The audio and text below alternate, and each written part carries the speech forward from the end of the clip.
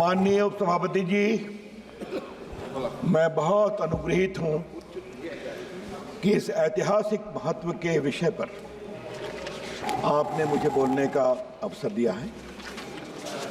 भारत के संविधान के 75 वर्ष की गौरवशाली यात्रा कैसी रही, हमने क्या खोया, क्या पाया, कहाँ हम मुस्काए, कहाँ हम रोए, कहाँ हमें पीड़ा हुई, कहाँ हमें उत्साह मिला, इन सबों पर कुछ चर्चा होनी चाहिए।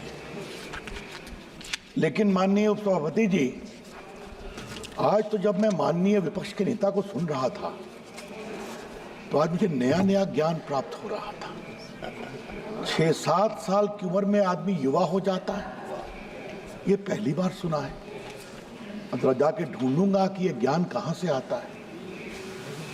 तपस्या से गर्मी आती है, ये दूसरा ज्ञान प्राप्त किया।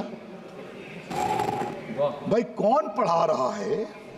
ये तो मैंने कई बार इस हाउस में कहा, वो होमवर्क नहीं करते, लेकिन तपस्या ऐसे पवित्र शब्द को क्यों बदनाम कर रहे हैं कि उससे गर्मी आती है। माननीय विपक्ष के नेता को बड़ी विनम्रता से कहना चाहूंगा, तपस्या है जिससे महान ऋषियों ने समर्पण किया शाश्वत रूप से, क्योंकि अनंत के साथ मिले, ये होती है तपस्या। और तपस्या अगर जानना हो तो एक बार गांधी जी को पढ़े। मुझे मालूम है सावरकर के प्रति उनको बहुत परेशानी होती है। एक बार इस सदन में मैंने आग्रह करूंगा, एक बार इनको अंडमान निकोबार की सेलुलर जेल में ले जाया जाए, जहां 11 साल सावरकर बंद थे। मैं 3 बार गया हूं उसमें, और जब भी गया हूं तो रोया हूं। उनको लिखने के लिए कलम तक नहीं मिलती थी और नीचे कच्ची फांसी दी जाती थी ताकि दर्द हो और सावरकर डरे। ठीक है, आप अपने राजनीति के लिए जो कुछ भी बोलिए, लेकिन जिस व्यक्ति ने देश के लिए इतना त्याग किया, उनके भाई की मृत्यु अंडमान में हो गई, उसके बारे में ऐसे शब्द का प्रयोग न करें, ये मैं बहुत विनम्रता से कहूंगा। और फिर कहूंगा, ट्यूटर बदलना बहुत जरूरी है। ये ट्यूशन कहां से आ रहा है, ये बताना बहुत जरूरी है। अध्यक्ष जी, उपसभापति जी, संविधान को बनाने वाले महान लोग थे।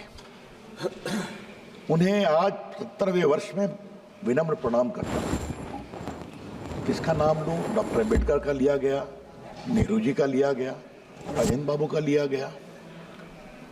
2 नाम उधर से कभी चर्चा क्यों नहीं होते हैं? सरदार पटेल और मौलाना आजाद। क्यों? मैं तब से देख रहा था विपक्ष के नेता कब सरदार पटेल का नाम लेंगे। और आज जब 75 वर्ष की बात हो रही है तो माननीय संसदीय कार्य मंत्री ने डॉक्टर अंबेडकर को 89 में मिला भारत रत्न की चर्चा की। मैं पीड़ा से एक और बात कहना चाहता हूं, सरदार पटेल नहीं होते तो ये देश बिखर गया होता। इस हाउस में मैं बहुत ईमानदारी से बोलना चाहता हूं, 550 से ऊपर रियासतें थी, सबको सरदार पटेल ने हैंडल किया, सब भारत में मिल गए। एक को नेहरू जी ने हैंडल किया, बाद में नरेंद्र मोदी को ठीक करना पड़ा। यह है कश्मीर भारत का मुकुट है। क्या क्या बात की गई। वाल्मीकि रामायण लिखने वाले वाल्मीकि कौन थे? संत रविदास कौन थे? उन्होंने अपने तप से अपने को ईश्वर से कहां जोड़ा था, कभी जानने की कोशिश करते हैं वो? तो कृपया करके कहते हैं, जब भारत का अभंग मुद्रा दिखाते हैं, कृपया करके भारत की विरासत को समझें। सर, वो भारत के संविधान निर्माताओं ने क्या सोचा सर? क्या सोचा सर? कि भारत के आम इंसान को, आम नागरिक को भारत की नीति तय करने का अधिकार देना है। ये सवाल था। कौन, किसको अधिकार मिले शासन का डेमोक्रेटिक गवर्नमेंट में? और सर, हमें सैल्यूट करना है कि न जाति, न धर्म, न उपासना पद्धति, न शिक्षा, कौन कितना अमीर है कितना गरीब है, कौन पुरुष है, कौन महिला है, कोई अंगड़ा है, कोई पिछड़ा है, सबको अवसर मिलेगा वोट देने का और उनके वोट से भारत का भविष्य तय होगा। आज सर 75 साल की सबसे बड़ी सीख क्या है? भारत का आम नागरिक जानता है कि अपने वोट की ताकत से हम किसी को भी जिता सकते हैं और किसी को भी हरा सकते हैं।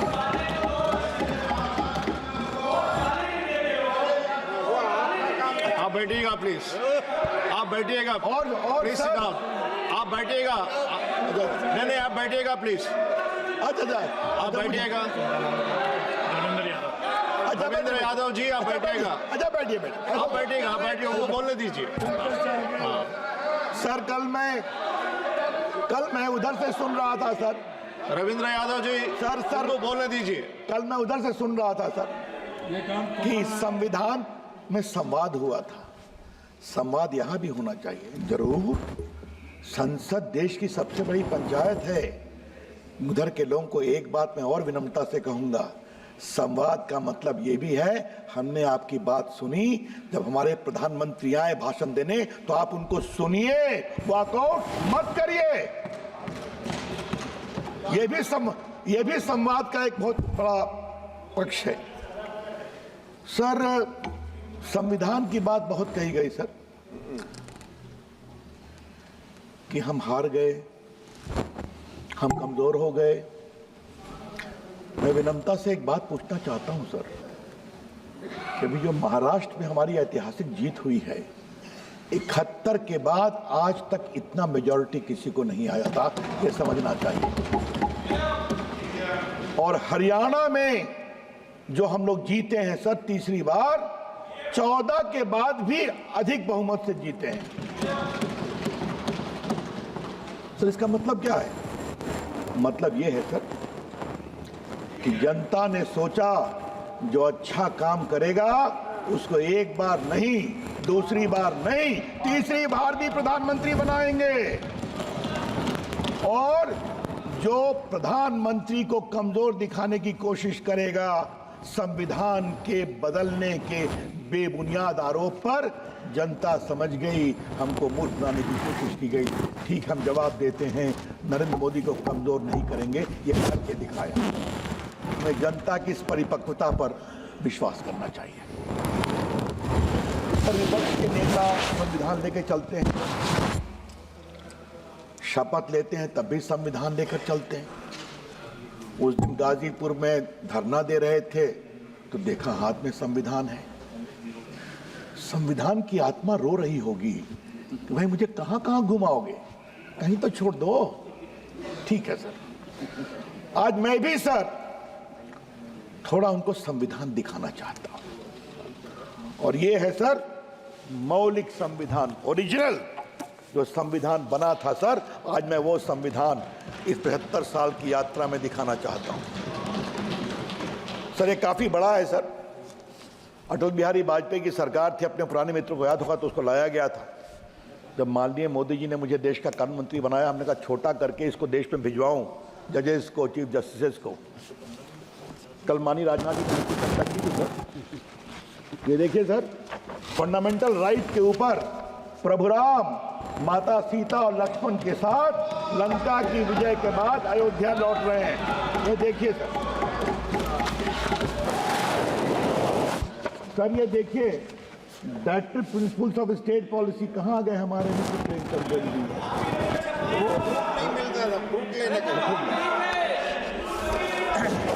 सर ये देखिए सर, भगवान कृष्ण अर्जुन को महाभारत में गीता का ज्ञान दे रहे हैं। ये इसमें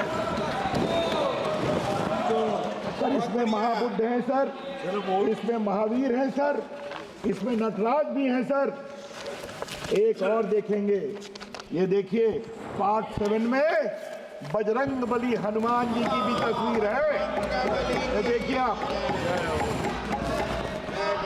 सर, इसमें सब ये देखिए प्रभु नटराज की तस्वीर है। और ये देखिए सर, गुरु गोविंद सिंह है, झांसी की रानी है, छत्रपति शिवाजी हैं, अकबर हैं, बाबर औरंगजेब नहीं है। तो इस संविधान बनाने वाले जानते थे कि इस देश की विरासत प्रभु राम है, प्रभु कृष्ण है, बाबर औरंगजेब नहीं है, छत्रपति शिवाजी। और सर आप देखें सर, ये जो मैं दिखा रहा हूं, ये देखिए सबके दस्तखत हैं सर। पहला दस्तखत राजेंद्र प्रसाद, फिर जवाहरलाल नेहरू, फिर सरदार पटेल, मौलाना आजाद, आपके डॉक्टर अंबेडकर, सबों के हस्ताक्षर। सर मैं एक सवाल पूछने की इच्छा होती है, अगर भारत का संविधान आज बनता सर, 1 मिनट के लिए मान लीजिए, और इसी संविधान में ये चित्रों को लाने की कोशिश की होती तो कितना हंगामा करते हो,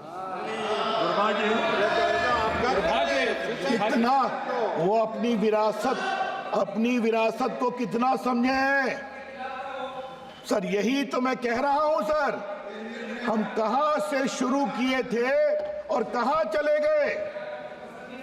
अपनी विरासत, भारत की विरासत होगी प्रभु राम की, प्रभु कृष्ण की, रामकृष्ण परमहंस की, विवेकानंद की, अरविंदो घोष की, लोकमान्य तिलक की, नारायण गुरु की, सुब्रमण्यम भारती की, ये महात्मा गांधी की, ये हमारी विरासत है। हमारी विरासत कभी औरंगजेब बाबर नहीं हो सकते। और ये बात मैं इसलिए कह रहा हूं सर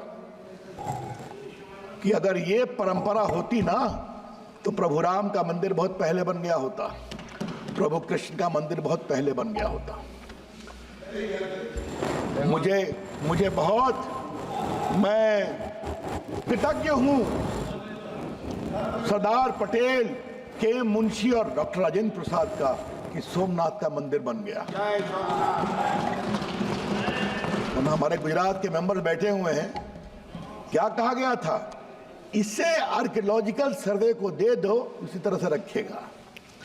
सर इस देश की आत्मा कभी अपनी विरासत से समझौता नहीं करती। और उस तरफ के लोगों से मुझे आज एक सवाल पूछना है, पूरे दिल्ली में किंग एडवर्ड की मूर्ति थी कि नहीं, क्वीन विक्टोरिया की मूर्ति थी या नहीं, लॉर्ड इरविन, लॉर्ड हार्डिंग की मूर्ति देश के सारे गवर्नर्स के राजभवन के सामने थी या नहीं, वो कहां चली गई। ये सबको हटा दिया गया, दिल्ली वालों को बुद्ध जयंती पार्क के कॉर्नर में डाल दिया गया। क्यों? क्योंकि वो मूर्तियां कला की मूर्तियां नहीं थी, वो गुलामी और दास्ता की मूर्तियां थी। और आपने निर्णय किया कि वो मूर्तियां नहीं रहेंगी, आपने अच्छा काम किया। यही बात प्रभु राम के जन्मस्थान, कृष्ण जन्मस्थान और काशी विश्वनाथ के मंदिर के बारे में क्यों सोच नहीं होती है। सर यही है वोट बैंक पॉलिटिक्स। आगे इस पर थोड़ा मैं बोलूंगा। ये वोट बैंक पॉलिटिक्स के चक्कर में जो फंस गए, उससे बाहर नहीं निकले। और आज सर मैं एक बात कहना चाहता हूं, 75 साल में आप कहां हैं और हम कहां हैं, ये भी जरा देखिए। 75 साल में आप कहां हैं और हम कहां हैं, क्योंकि हमारे श्यामा प्रसाद मुखर्जी के विचार, दीनदयाल उपाध्याय के विचार आज लोगों ने स्वीकारा है। ये देश राष्ट्रवाद से चलेगा, देश के प्रति समर्पण से चलेगा और विकास से भी चलेगा। सर मैं आपसे एक और बात कहना चाहता हूं, कल बहुत चर्चा हुई है, जो हमारे सारे सुरक्षाकर्मी मारे गए संसद के उस समय। सर मैं भी संसद में था, वो भयावह दृश्य देखा है। सर लोग ह्यूमन राइट्स की बात करते हैं, अफजल गुरु के ह्यूमन राइट्स की बात करते हैं। कभी इन लोगों ने जो हमारे सुरक्षा कर्मचारी मारे गए, उनके परिवार के ह्यूमन राइट्स की बात की क्या? कभी करते हैं? आतंकवादियों ने उनको मारा, उनके बच्चों, उनकी पत्नी, उनकी विधवा का कोई ह्यूमन राइट है या नहीं? 75 साल में सर ये भी एक यात्रा आई है, देश की पूरी बात ऐसी पिछल गई है। हमारी सोच बहुत साफ है, आप आतंकवादियों के ह्यूमन राइट्स की लड़ाई लड़ो, हम तो लड़ेंगे देश के सुरक्षा कर्मी की जो आतंकवाद में मारे जाते हैं। हम लड़ेंगे वो हमारे सीआरपीएफ बीएसएफ के जवान के लिए। सर देश के लिए जीते तो सब लोग हैं सर, देश के लिए मरते कौन हैं? ये सुरक्षा कर्मी होते हैं। हमें उनके पूरे मानवाधिकार की चिंता करनी पड़ेगी। सर काफी बात हो रही है सर। सेकुलरिज्म की बात करते करते ये कहां से लाया गया सेकुलरिज्म, इसका जवाब देना जरूरी है दूसरे पक्ष पर आने के पहले। हमारे जो संविधान बनाने वाले थे, क्या सरदार पटेल, क्या राजेंद्र प्रसाद, क्या जवाहरलाल नेहरू, क्या डॉक्टर अंबेडकर, क्या मौलाना आजाद और बाकी सब बड़े नेता, ये भारत की विरासत को समझते थे। वो जानते थे कि भारत की विरासत मूल रूप से पंथ निरपेक्ष है।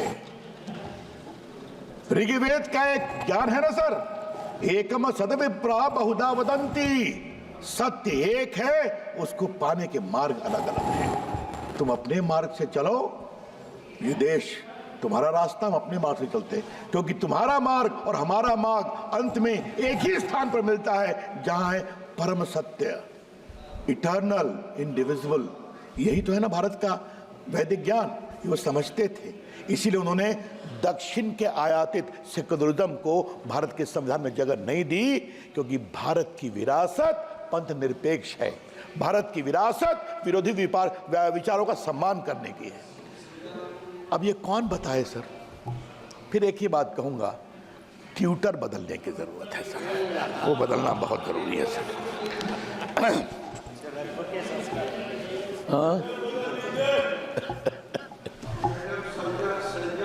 सर आज कुछ इमरजेंसी की बात करनी है सर।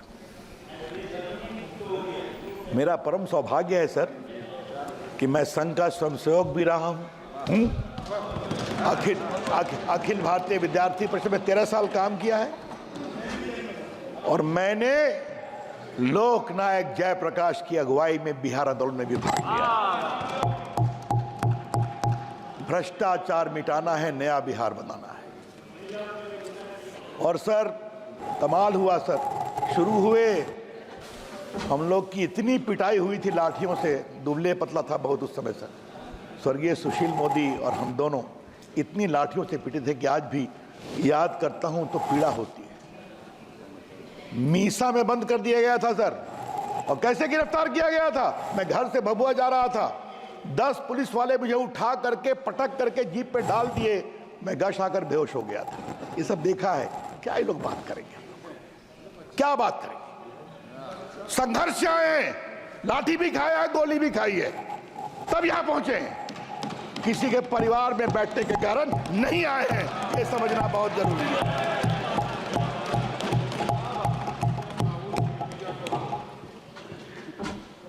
सर इंदिरा जी फंसती गई, 71 के बाद बहुत लोकप्रिय थी, जीत गई, लगा आप तो हम जीतते रहेंगे। युवा नाराज, रेलवे कर्मचारी नाराज, बाकी सभी नाराज, उनके हाथ की डोर छूटती गई और इंदिरा गांधी जी फंसती गई और इंदिरा गांधी तानाशाही की ओर बढ़ती गई। और मैं इसको प्रूव करना चाहता हूं सर। उनका खिलाफ इलेक्शन केस हुआ था इलाहाबाद हाई कोर्ट में, हमारे राज नारायण जी ने उस केस को किया था, उसका नाम प्रयागराज है सर, लेकिन अभी हाई कोर्ट गिरिराज बाबू इलाहाबादी है, उसको बदलना पड़ेगा। आप सही कर रहे हैं।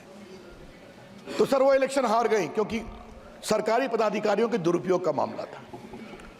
सर 12 जून को उनका इलेक्शन सेटिसाइड हुआ और 6 साल के लिए उनको डिबार कर दिया गया। आज मैं सदन में इसलिए बता रहा हूं कि वो नीचे जाए, देश के सामने जाए, नौजवानों के सामने जाए।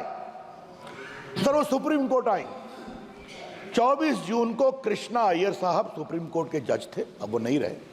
सर जी कृपया कंक्लूड कीजिए। कहा कि आप प्राइम मिनिस्टर रहेंगी, सदन में आ सकती हैं, न बोलेंगी, न वोट देंगी, न आपको तनख्वाह मिलेगी। उनके खिलाफ सर बहुत देश में आंदोलन शुरू हो गया। सर 25 जून को लोकनायक जयप्रकाश नारायण, आप जरा शांत रहिए ना। लोकनायक जयप्रकाश नारायण की एक रैली थी रामलीला ग्राउंड पर सर, लाखों की संख्या थी सर। उन्होंने कहा, एक बहुत बड़ी बात कही सर, रामधारी सिंह दिनकर हमारे बिहार के कवि, जो राष्ट्र कवि हैं, सिंहासन खाली करो कि जनता आती है। कंक्लूड कीजिएगा sir. Sir give me 5-7 minutes, I just conclude. Sir आपको बताऊं, सीधा इमरजेंसी लगा दी गई और ये हमें बोलते हैं लोकतांत्रिक मान्यताओं की बात, अभंग मुद्रा दिखाते हैं। भारत में इंटरनल इमरजेंसी पहली बार लगी थी और कैबिनेट का अप्रूवल नहीं हुआ था। राष्ट्रपति फखरुद्दीन अहमद नहीं मान रहे थे, इंदिरा जी ने हड़काया, हमने तुमको बनाया, साइन करो, उन्होंने साइन कर दिया और सुबह में 6 बजे कैबिनेट की मीटिंग से रेटिफाई किया गया। सर क्या क्या हुआ, लोग जेल चले गए। राधा मोहन जी सही बोल रहे हैं, वो भी उस आंदोलन के साथ ही हैं सर। किसको किसको, हमारे कहाँ गए, मुलायम सिंह भी जेल में थे, पता है ना, लालू जी भी जेल में थे और डीएमके की सरकार को डिसमिस किया गया था इमरजेंसी में, ये भी याद रखें, समझे आप। और आरएसएस को बैन किया गया था, जेपी को गिरफ्तार किया गया था, अटल बिहारी वाजपेयी को, नानाजी देशमुख को, सर जॉर्ज फर्नांडिस के भाई को, लॉरेंस फर्नांडिस को इतना मारा गया था बेंगलोर में कि जब मूर्छित हो गए तो उनको मुश्किल से ले गए अस्पताल में। क्या क्या अत्याचार किया इन लोगों ने। राष्ट्रीय स्वयंसेवक संघ के सदस्यों को सर नाखून नोचा गया। और सर सबसे तो मजा किया सर हमारे दिल्ली में पत्रकारों के ऊपर, ये जो बहादुर शाह जफर मार्ग है ना, इसका पूरा बिजली काट दी गई। Sir last 1 minute sir, please conclude. Last 5 minutes give me, I will conclude. Lal please sir, something very important I am saying. Sir please allow sir सारे अखबारों की बिजली काट दी गई। सेंसर मानोगे तो हम मानेंगे। और सर हम बहुत तारीफ करेंगे सर इंडियन एक्सप्रेस की और रामनाथ गोयनका की, वो हिम्मत के साथ डटे रहे और उन्होंने नहीं माना। आप सुनेंगे सर कितना अत्याचार हुआ। जेपी को गिरफ्तार कर गए थे, मुझे जेपी ने कहा है, हरियाणा ले गए थे, सुबह में वो नाश्ता कर रहे थे तो एक गेस्ट हाउस पे देखे बाहर मोरारजी भाई टहल रहे हैं। कहा अरे हमको उनसे मिलने दो। कहा नहीं मिल सकते, ऊपर थे वो बंद। कहा तुम हम दोनों के बीच में बैठ जाओ, आप नहीं मिल सकते। सर जेपी की किडनी खराब हो गई सर, वो मुंबई के जसलोक अस्पताल में थे सर, 26वें फ्लोर पर। उनको कहा इनको धूप की जरूरत है वरना ये गए। उनको धूप देखी, नीचे जनता खड़ी हो जाएगी। जब सोली स्वराज ने कहा कि हम हाईकोर्ट मूव करेंगे, तब इनको आधे घंटे के लिए बैठने दिया। सर ये अत्याचार हुआ है। सर धर्मवीर भारती ने कविता लिखी है, सुनिए आप भी हमारे समाजवादी मित्र। क्या कहा था उन्होंने, सर मैं हाउस में कहना चाहता हूं, खलक खुदा का, मुल्क बादशाह का, हुक्म शहर कोतवाल का। मुनादी है कविता, डुगडुगी। खलक खुदा का, मुल्क बादशाह का, हुक्म शहर कोतवाल का। सबों को खबरदार किया जाता है कि अपने खिड़की दरवाजे बंद कर ले, गिरा ले पर्दे और बच्चों को सड़कों पे अकेला न छोड़े, क्योंकि एक 74 बरस का बूढ़ा अपनी कांपती आवाज में सड़कों पे सच बोलता हुआ निकल पड़ा है। सर अटल बिहारी वाजपेयी की कविता है, जेल में हम टूट सकते हैं मगर झुक नहीं सकते। सर आज तक आपने माफी मांगा, सर 5 मिनट वक्त दीजिए। सर जुडिशरी में बोलना बहुत जरूरी है सर, 5 मिनट वक्त दीजिए काइंडली सर। इन्होंने जजेस को सुपरसीड किया। फिर मौका मिलेगा सर, और भी मौका मिलेगा, और भी लोग हैं बोलने के लिए। बस 5 मिनट और भी लोग हैं बोलने के लिए, उनको भी समय देना चाहिए। उन्होंने किसको सुपरसीड नहीं किया सर। सर आपको फिर समय मिलेगा, फिर मिलेगा। सर प्लीज सर आप सर आप और HR खन्ना जिन्होंने एडीएम जबलपुर में उन्होंने कहा इमरजेंसी में भी लोगों के मानवाधिकार नहीं हो सकते, हट सकते।